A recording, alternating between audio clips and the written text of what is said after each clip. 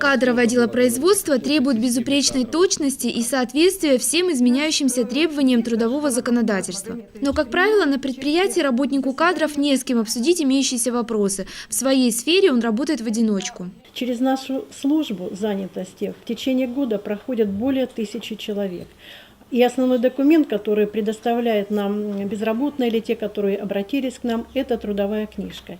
И сразу видно, вот работа или руководителя предприятия, или кадрового работника, как он относится к своим обязанностям, можно так сказать. Да? Ведь зачастую очень много ошибок в заполнении трудовых книжек. И в дальнейшем может кто пострадать? Конечно, тот человек, которого неправильно оформили руководитель или кадровый работник. И вот именно вот это все вместе и нас, так сказать, подвинуло на то, чтобы организовать вот этот действительно клуб. Созданный в Лабинском районе клуб кадровиков направлен на то, чтобы создать сообщество профессионалов своего дела, заинтересованных в обмене опытом. Вместе сотрудники смогут обсуждать тонкости кадрового дела, находить выходы из затруднительных ситуаций. Департаментом социальной защиты был изучен опыт Лабинского района о том, что вот такое профессиональная корпорация, будем говорить, корпоративные такие вот объединения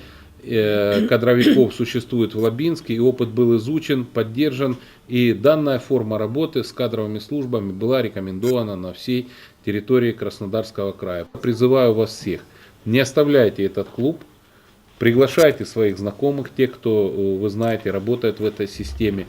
Приглашайте руководителей предприятий посетить этот клуб, им тоже не безинтересно будет услышать. Мы в начале пути, и работа интересная, многогранная, большая, и дай Бог, чтобы вот была польза всем вам, нам и тем людям, которые работают на наших предприятиях и организациях. На втором заседании перед присутствующими выступили с докладами, так называемыми самопрезентациями, члены клуба, представители учреждений и предприятий «Караван», «Кубань-Энергосбыт», «Лабинский хлебозавод» и «Медицинский колледж». Кадровые работники, не скрывая, говорили о существующих проблемах и о проблемах, которые уже удалось решить.